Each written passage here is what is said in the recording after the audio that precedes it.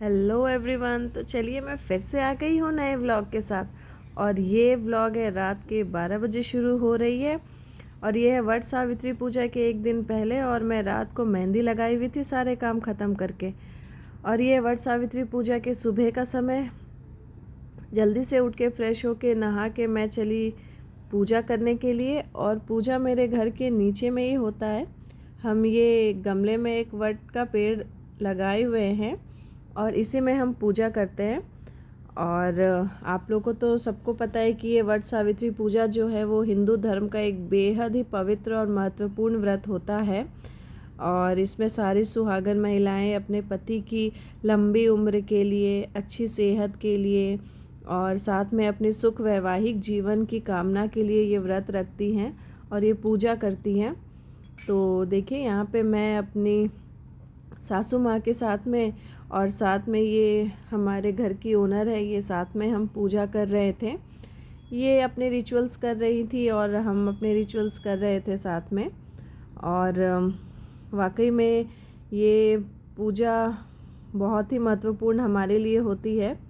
और इसे बहुत तरीके से भी किया जाता है। अलग अलग स्टेट में ये अलग अलग तरीके से होता है।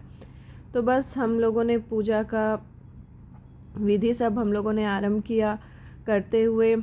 हमने साथ में वट वृक्ष की पूजा भी की और माता सावित्री और उनके पति सत्यवान की फिर पूजा करके हम लोगों ने कथा सुनी। और इसमें कथा मैं पढ़ रही थी और साथ में हम लोगों ने चढ़ावा भी चढ़ाया।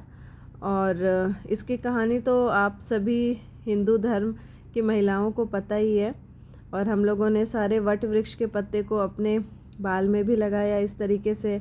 और इसका गहना बनाकर भी हम पहनते हैं अपनी चूड़ियों में, अपने मंगलसूत्र में, नथ में। फिर कथा करके मैंने यहाँ पे सबको कथा सुनाया। कथा करके फिर हम लोगों ने फेरी लेना शुरू किया। इस तरीके से हम 7 फेरी लेते हैं वट वृक्ष के।